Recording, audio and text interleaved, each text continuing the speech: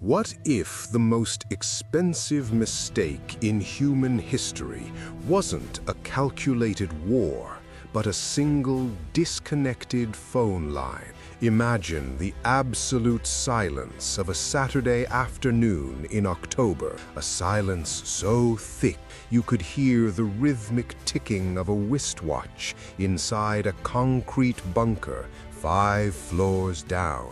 In your history, the Cuban Missile Crisis ended with a sigh of relief that echoed through generations. But in our archive, that sigh was strangled by a scream that never ended. On October 27, 1962, known to us as the Black Saturday, the world held its breath as 2 superpowers danced on the jagged edge of oblivion. In your timeline, a last-minute deal pulled us back. But here, the fate flip occurs. A massive solar storm in the ionosphere severs the fragile communication link between the Kremlin and the Caribbean. A Soviet commander cut off and fearing his motherland has already been turned to glass, authorizes the launch of a single R-12 missile. Its tail fire carves a permanent scar across the Havana sky. Within 90 minutes, the silent winter begins. I am your chronicler, and this is the Fate Flip history. Today, we witness the birth of a world that grew cold before it could grow old. The tactical escalation was instantaneous, a mechanical reflex of a world programmed for suicide. As soon as that first warhead vaporized the palms of Cuba, the global supply chain evaporated in a heartbeat. There was no time for geopolitical strategy or the elegant moves of diplomatic chess. There were only the brutal, cold mathematics of the lead standard. Overnight, gold became just a soft, useless metal.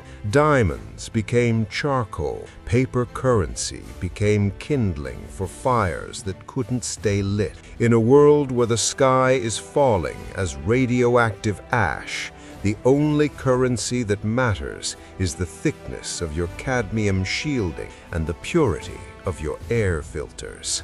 The global economy didn't just crash, it turned into a ghost haunting the ruins. The stock exchanges of New York and Tokyo didn't hit zero. On our maps, the cities themselves hit zero. The domino effect wasn't political, it was physical and atmospheric. One city fell, and the soot from its burning marrow rose into the stratosphere, forming a black shroud that strangled the sun. By the winter of 1963, the global temperature had plummeted 40 degrees. Every major capital from Washington to Moscow vanished beneath a radioactive permafrost that would not clear for 64 years. The sun became a myth, a bedtime story told by grandmothers to children born in the flickering shadows of uranium lamps. Stop. Consider the ultimate tragedy of the hotline. In your world, that direct red line was the savior of humanity. In this timeline, its absence was a death sentence for 4 billion unborn souls. But as the surface turned into a wasteland of black ice, humanity found a new way to burn. When the sun is extinguished, you don't look for fire, you look for the atom. You don't rebuild a civilization with wood and stone, you rebuild it with lead and steam.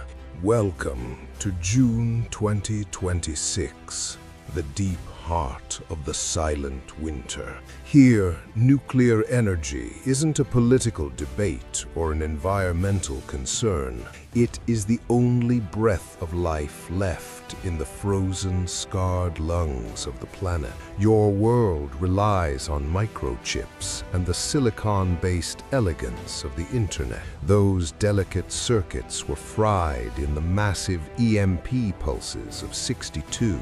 Instead, we have perfected the rad science, a heavy, brutal, mechanical technology powered by uranium and cooled by liquid nitrogen. The Orbis net is not a cloud.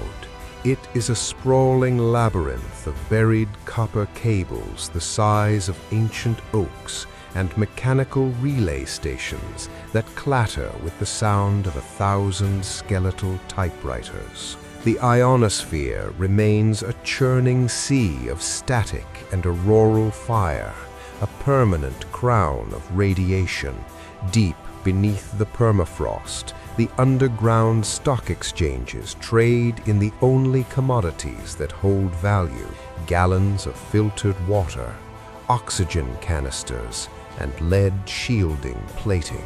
Investors in 2026 don't bet on social media apps.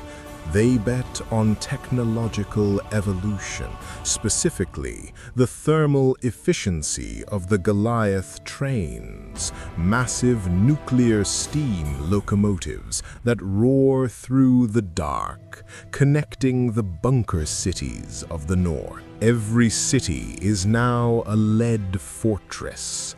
The walls are 10 feet thick, lined with cadmium and reinforced concrete to repel the silent ghost, the invisible radiation that still howls through the frozen ruins above. In the tunnels of underground London, people walk in heavy suits made of lead-woven silk, their path lit by the eerie, hypnotic blue glow of Cherenkov radiation. But if the entire human race has moved into the cellar, who is left to watch the sky? The crisis management of the last 60 years has birthed a terrifying new caste system: the Cloud Kings and the Scavengers. This is the ultimate resource allocation nightmare. While the elite, the descendants of the original high command and the ultra-wealthy, live in sky citadels, high-altitude fortresses that float on massive nuclear thermal balloons above the soot clouds, the rest of humanity rots in the iron bowels of the earth. Life as a bunker citizen is a sensory prison. It is the permanent smell of ozone and wet metal. It is the constant metallic tang of desalinated water that never quite loses the taste of the dead. You wake up not to the sound of birds, but to the rhythmic, low-frequency hum of the reactors, the artificial heartbeat of a civilization that forgot what a tree looked like. The Global Fallout Command ensures you are fed a synthetic nutrient paste and kept warm, but every calorie is a data point in a central ledger, and every word spoken is recorded and weighed for its stability quotient. In this 2026, the global economy is simply the management of human livestock. You are not a citizen. You are an asset to be maintained or liquidated if your radiation levels exceed the quota. What of the world we left behind? On the surface, the silent winter has created a new, alien ecology. The ruins of Paris and New York are not empty. They are home to the rad stalkers, mutated remnants of life that have adapted to feed on the alpha particles. Trees with translucent, crystalline leaves grow in the black snow, absorbing the radiation that would kill a man in minutes. Occasionally, a scavenger expedition ascends from the bunkers in heavy brass and lead diving suits to reclaim a piece of old-world technology, a lost painting, a mechanical watch, a reminder of when we walked in the sun. But for the most part, the surface is a tomb of ice and light. It is a reminder that the planet will survive us. The Earth didn't die in 1962. only our place upon it did. We are now a parasitic species, clinging to the warmth of our uranium cores, hiding from a sky that we turned into a weapon. The coin is spinning in the irradiated wind, reflecting the cold gray majesty of a world that chose safety over everything else. We have seen a 2026 where war is impossible because there is nothing left to destroy, where the borders are made of lead and the sky is a ceiling. Peace here isn't a diplomatic treaty, it is just a different kind of armor. We survived the fire, but we are drowning in the ice. As your chronicler, I must ask you the question that haunts the deepest levels of our vault. In 2026, the Global Fallout Command provides you with air, food, medicine, and total security. You will never starve. You will never be a victim of crime. You will live a long, sterile life, but you have zero freedom. No vote, no voice, no choice of where to go or what to think. Is survival without liberty a victory, or is it just a slower, more comfortable death inside a gilded cage of lead? Go to the comments right now. Tell me, would you trade your messy, chaotic, and dangerous freedom for the guaranteed life of a bunker citizen? Would you rather die in the sun or live in the dark? This is where the real history is finalized, in the choices you make when the world goes cold. If you felt the chill of the silent winter today, hit the like button. Subscribe to the Fate Flip History to ensure you are here when the next vault door creaks open.